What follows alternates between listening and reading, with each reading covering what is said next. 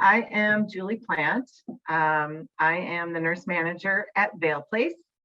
Vale Place Community Mental Health Agency, located out of Hopkins. We've been around for 40-ish years. And come this summer, I will have been with Vale Place for 11 years myself. I have worked in the field of mental health and community health for 25 or so years. And I'm here today to support this conversation about tobacco cessation among the people we work with who are struggling with mental health disorders, lots of other compounding chronic conditions, a lot of social determinants of health impacting the bottom line in their life, including financial stressors, to which tobacco only adds stress in this day and age of things being what, $10 or $12 a pack, and yet we know our clients are still struggling with tobacco.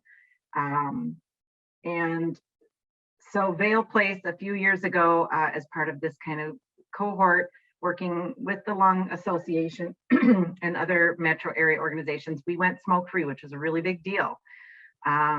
Because a lot of our folks at our clubhouses and in our programs smoke, and we were really trying to tackle this problem because it's killing our members, it's killing our clients, and it's killing our colleagues who are also struggling with tobacco addiction.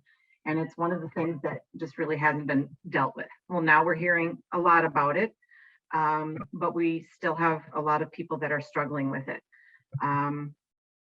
Vale Place successfully got through its commitment to going tobacco free, and as part of that we have beefed up our efforts to try and support our folks with their tobacco cessation, and we've done that in a number of ways. Different things at the clubhouse, and some of our programs have community health workers who are like certified tobacco cessation specialists, so we have some different avenues for helping people. But in nursing, I get asked about tobacco and quitting smoking a lot. And having worked in this field for a very long time, I talk to a lot of people about what's going on, why it's so hard to quit. A lot of people in our programs, even after a diagnosis of what we know is a life-limiting, potentially fatal disease, such as COPD or heart disease or any of these things, people are still struggling to quit. And they come to me and they say, how am I supposed to quit? I have stress, I have anxiety, I have depression, and my cigarettes are my friend and they help me. And I bet there's people listening right now that are thinking, I've heard that before. I've had people come to me as well and say, I can't quit. I really need my cigarettes. It's different. I need this. I can't do this without cigarettes. And so what I wanted to talk to you about is, how do we address that conversation with people? How can we help people to understand that they've been lied to in a way that they didn't realize, and there's been a little flip or trick that's happened in their head along the way, and we've created a situation in which people believe that their cigarettes or their tobacco is necessary for them to manage the symptoms of a mental health disorder, which is simply is not the case. So I thought it would be good if I could just start with a little of the science, because I think one of the things that I know helped me, and I'm going to say that as a former smoker, I myself am smoked for about 15 years, and actually had been introduced to cigarettes in the hospital when I was experiencing mental health crisis. Back then they were given out at the nurses' station to help people manage and get through the day.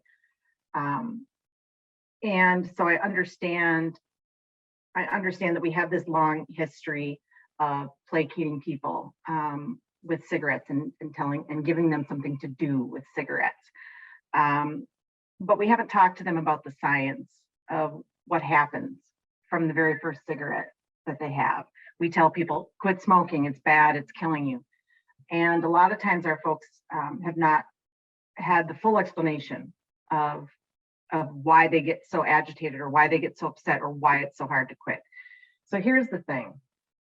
It's never too late for people to learn this information. And even people with severe mental health disorders are capable of understanding and are capable of doing something different and making different choices based on having new information. One of the things I hear from people all the time is that I'm the first person who's ever told them what I'm about to share with you. And that, I think, is a shame. So here's the trick. When things start out, first time somebody hands you a cigarette or whatever it is, for many people, most of our folks, it was a cigarette. Now we have a generation of people that are learning their nicotine addiction through vaping or other means. But for a lot of people, it started and is still starting with a cigarette. From that beginning thing, you ingest the nicotine. That nicotine goes right to your receptors, these nicotinic receptor sites. And just like magic, they lock in there. And the thing about those receptor sites is they are associated with your reward system, your dopamine pleasure response and reward system in the body. And when those receptors are activated, it triggers a little release of dopamine. Well, what do we know about dopamine is that dopamine is that feel-good thing. It gives us that sense of well-being temporarily. So this little burst of dopamine happens. Our thinking brain goes, oh, I had this thing. Now I feel good. And so you think, well, okay, that's connected. Putting this here, whatever it did, it caused me to feel better. So you repeat the behavior. And every time you do that, your brain gives off a little puff of dopamine. And you repeat that thought, repeat the behavior. Maybe initially you're like, oh, I don't know if it's that great. But what you don't know that's happening behind the scenes is that every time you repeat that behavior over and over and over again, your brain starts learning that it can expect a little dose of nicotine in order to activate the pleasure response system. So what happens is it starts to kind of wait around for it. And in fact, the more you smoke, then after a while, it starts realizing, hey, you're giving me more stimulation than I can even respond to. So it starts adding more receptors. And so what happens is you had X number of receptors, the nicotine activated it, caused this little burst. After a while, two things are happening. One is your brain is generating more receptors, so it can take more. And the second thing that's happening is your brain is unlearning its own mechanisms for releasing dopamine, and it's kind of becoming like Pavlov's dog. It's waiting for the treat to activate, and it's just waiting for the treat, and it's waiting for the treat, and eventually, that is, in a nutshell, what creates the addiction. Is because your brain actually starts to adapt. It happens really fast. Happens behind the scenes. You have no idea that it's happening. But what happens then is that you're used to having that little burst, gives a little burst of dopamine. Having that nicotine gives a little burst every so often. And as that nicotine starts to wear off out of your system, you start having these little exposed, I'm just going to call them exposed receptor sites. Just think of them as just naked out there. And they don't like it. And they're waiting. They're waiting for the dopamine, but the dopamine's not coming because the brain shut off its own part or down-regulated its own response mechanisms. So it starts getting cranky. Think of your nervous system. Everything that you sense, everything you experience in the world is connected to a nervous system response. And when you have these exposed receptor sites, they get kind of agitated. And when it doesn't get that little poof of dopamine, initially, you start having kind of a dopamine deficiency, a very mild dopamine deficiency. Well, what does that mean? Dopamine deficiency, in severe cases is connected with, big disease states and things of that nature. But tiny little setback in dopamine just makes you feel not great. Can't quite put your finger on it, but you don't feel great. As it goes a little bit more, it starts having impact to your whole nervous system. So the connection of your body and your mind, and attached to that is your emotions. So your body might start experiencing something like feeling shaky, jittery, just a little bit off. You might notice your energy goes down, your mind gets a little foggy. You might feel like you have difficulty concentrating. In terms of your mood, it is something that a person starts identifying, and it feels like anxiety, right? Or you're not getting the little burst of dopamine when you think, and your mood feels a little down, and you start associating this anxiety and this loss of good mood and good feeling. You start thinking, I'm just not feeling good because the cigarettes were the thing that was helping me. The cigarettes, the thing that was like curing my problem. Especially if you're somebody who already has an anxiety disorder or already lives with depression. The minute you start feeling increased experience of anxiety or a depressed mood, your thoughts immediately going to go, well, I know what that is. And come to think of it, it was feeling better when I had the cigarettes. And so you're in this kind of little nexus point there where what's really happening is you're going through this experience of nicotine withdrawal, where your receptors are just kind of screaming at you. Your brain's not happy with you. Your body's trying to figure out what to do, and it doesn't feel good.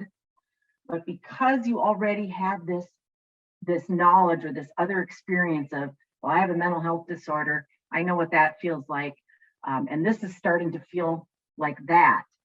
A little bait and switch happens in your head, and you now start to associate that, in fact, the cigarettes or the nicotine delivery system of your choice was, in fact, the thing that was like the medicine, the balm that was helping to control or manage your anxiety or depression. And so what we find for people, particularly people who already have pre-existing mental health disorders, is that this belief is really, really strong and becomes an incredible obstacle when you start talking about tobacco cessation. This can happen to anybody, of course, right? All people can experience the discomfort of anxiety or a depressed mood, and are going to wrestle with those same experiences of, oh, well, the cigarette was helping with that. I should give that back to myself. But just adding into it that people with mental health disorders kind of have that other context there, I think it ups the ante quite a bit. And it's one of the reasons why people with mental health disorders seem to have a harder time quitting smoking. But I would also argue that part of the reason people with mental health disorders are still overrepresented in a population of the people still smoking is because I don't think that our medical establishment or our social services, we still haven't done enough to help people unpack this kind of fundamental mistruth about what's happening. I see it and still hear it all the time. People saying, "Oh man, I know it's too much." I've heard doctors say to people with life-threatening lung conditions, "I don't think you could take the stress of quitting right now," because they know that person has an acute anxiety disorder, or they have a bipolar disorder, and they're in a hypomanic state, and their doctor thinks that it might be too much for them to handle. And I think that there's a lot of messaging so that's conflating this idea that that somehow tobacco, and nicotine is curative or helpful for the management of those mental health things. And so part of our job is to unpack, hey, that's not the case. What's happened here is a classic bait and switch.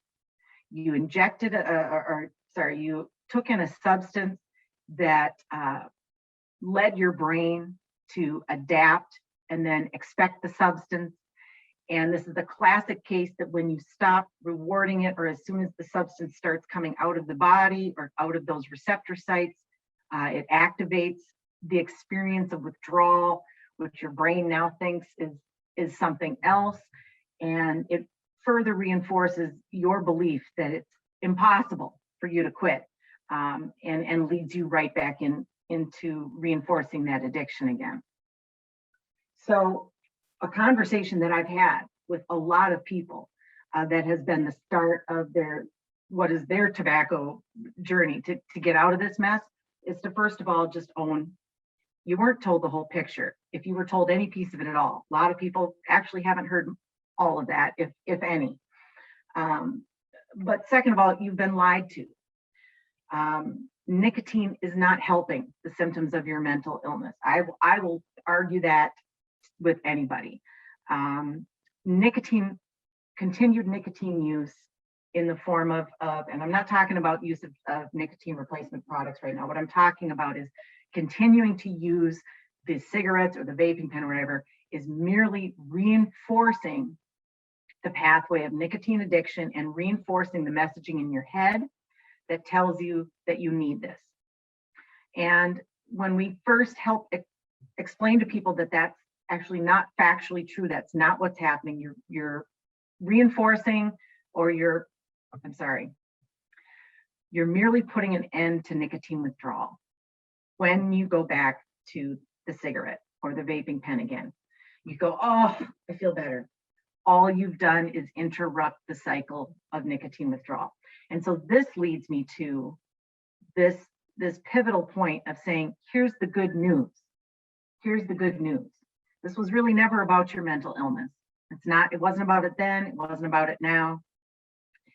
If you can understand the science of what's happening, then the good news is you have the ability to understand that your brain can readapt, and that by challenging the mistaken information that you've been given and that you keep refeeding yourself, you can work yourself out of this mess. It is a mess, but you can totally work yourself out of it. And there's three kind of key components to getting back out of this. One is you have to understand the science, like we just talked about, of what's happening during nicotine withdrawal. Secondly, you have to be able to provide people with the information that this is a temporary phenomenon.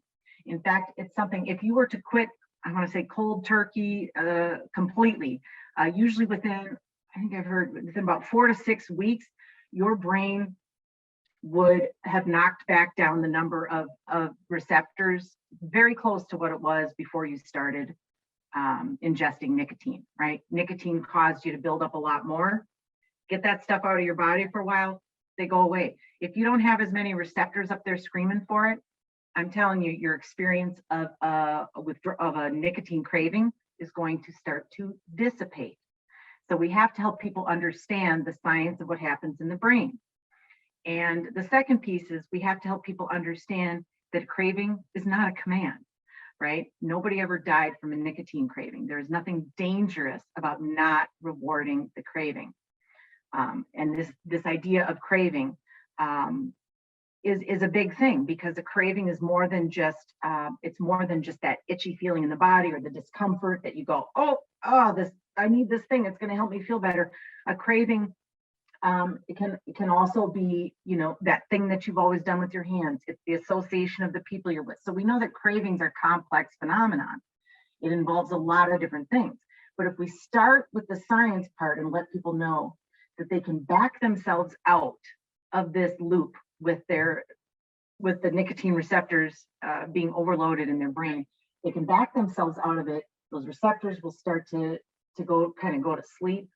Then the second piece of that is that they can choose to ride out a period of nicotine withdrawal, and it's a self-limiting phenomenon.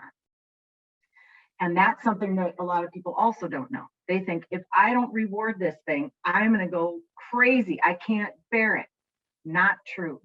The average full-on craving, or that kind of screaming out for nicotine, will dissipate in about 15 to 20 minutes for the average person, because your nervous system kind of goes into this little and it sends all the messaging around. It's trying to get you to do the thing it wants you to do, right? To soothe those receptors again. But if you don't soothe them, they do eventually kind of shut back up on their own. And they're going to go, oh, they're not going to feed me right now. Fine, I'll settle down. So they will settle down again on their own. And once you understand that that does resolve on its own, and you start saying, look, I really just have a 15, 20-minute window of time in which I have to just override this one false thing that my brain is telling me to do, that gives you a lot of leeway. What else could I be doing during that time? There's a ton of things you could do, right? And the more times you resist that urge to give into it, the weaker it gets. So really, this is a process of the same way you repeated a behavior that got you into a mess, repeat a new behavior, it's going to get easier and easier to work your way out of the mess. And along the way, your brain starts taking the message, hey, I think I better start doing some of my own work here to get that dopamine flowing again. And it will form its own new neural pathways again, redirect the energy, right? Especially if you take that 15, 20-minute time of that craving and you go do something else, something that used to bring you pleasure. Like, I don't know, watch a funny YouTube video, pour a nice cold pop or something that gives you a little gratification. There's a million other things you can do for 15, 20 minutes. And your brain's going to start recognizing those things again as their own means to an end to get a little dopamine rush. So your brain can relearn to do this thing that was sort of hijacked by the ingestion of all that nicotine. So I think it's helpful, again, to back this up, to explain people that they've been sort of lied to, and then that their brain did a kind of bait and switch on them. And this idea that nicotine withdrawal is really mental health stuff. And so you need the nicotine to help with the mental health stuff. If we help people understand that and reinforce that message, it creates a window of opportunity to say, okay, I can do something different here. I don't need this for my mental health disorder. Okay. And so that's when you can go to that piece about talking about really a craving, again, is not a command. It's a complicated thought process that's triggered by, things in your environment and stuff. And this is not something we have to be afraid of. This is something we can teach people how to get through, and we can be cheerleaders to them and watch them get stronger and stronger at saying no to that, so that they can get themselves out of that trap and get back to living a life that, is still going to have the symptoms of their mental health disorder, but they're going to be something that's treated separately. It's not going to be this big lie that they're getting some kind of benefit from the use of the nicotine containing product. And so that's kind of a conversation that I've had with a lot of people. And I found it to be really, really inspiring for a lot of people who get kind of excited, who say, I didn't know that that this feeling would go away on its own. I've had people say, nobody ever told me that this thing would happen in my brain where the receptors would eventually, it would settle itself down. There's so many people who haven't really been told that. And I've had people say, I wonder if they just thought I couldn't understand it because I have schizophrenia, or, my paperwork says, I have this disorder or that disorder. Did they think I couldn't understand and appreciate and have something to do with wanting to take care of myself here? So that's a conversation I've had. That's a conversation I think a lot more people still need to have. And then what you also find out is I think then you have a really good window to talk about the appropriate use of nicotine replacement products. It's a much better place to have that conversation with people once they understand a couple of things. And that is that nicotine addiction is something that can be beaten, right? You don't have to have nicotine for the rest of your life. And nicotine replacement products can be very helpful to people as they make adaptations in their behaviors and in their associations and in all those other ways in their life to help them sort of titrate down the amount of nicotine that's going in, to make that process easier. But people are capable of understanding a lot of that process. And I think the nicotine replacement product or the therapies are more helpful to people when they understand all of those pieces. The last thing I'd say is one thing that I think is not helpful, and in my practice as a nurse, is when I've seen people have said, well, my doctor told me I have to quit. He gave me a box of patches. And I see people come out of the doctor's places all the time, and they've got boxes and bags and mountains of nicotine replacement products in their house. And they have two thoughts that they say, well, either it's like, well, I put that on and I still want a cigarette, so what am I supposed to do? Or they say, well, I don't want to just be on patches. I don't want to have to do that the rest of my life. I'd rather just smoke, right? And so what that tells me is that a lot of people are walking out the door with prescriptions, but they haven't had any real meaningful conversation, again, about the role of it, about what was happening behind the scenes, and about the hope that there is a finish line here, that there can be a beginning and a middle and an end, that you got down into a spiral, but you can get back out. Whether that's the use of visual tools or other things. I mean, I'm sketching things out on napkins with people in conversation all the time. But if we look at our role to help people and take the time to, I'm going to say, just unpack this a little bigger, I think we can find that we can help a lot more people, we can reach more people, and we can help people to help each other. Because I've also had these conversations with people who then I hear at the clubhouse telling somebody else about it. You're just stuck in a cycle of nicotine withdrawal. You can get out of that cycle. And I love to hear stuff like that. I never used to hear stuff like that. I used to hear a lot of, oh yeah, it's too hard to quit smoking. Oh, don't, yeah, I hear you. It's too hard to do it. But now I hear other messaging. Why? Because the more we give that messaging to people, the more they can give it to each other, right? So I think that's kind of what I was hoping to share today. I hope that was helpful, and I thank everybody for your attention and for all the good hard work you're doing to help people to quit smoking. It's one of the single most important things a person could do to save their own life, and it is shocking to me in this day and age that I could still go into an appointment with somebody and hear a doctor say it might not be a good time for you to quit. There's so many things wrong with that. It's always, always, always a good time to save your own life.